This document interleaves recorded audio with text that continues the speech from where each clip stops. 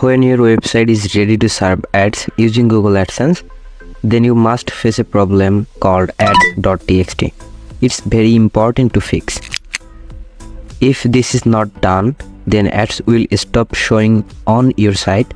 I'm here to fix your AdSense ads.txt issues, or you can contact me for any AdSense related problem.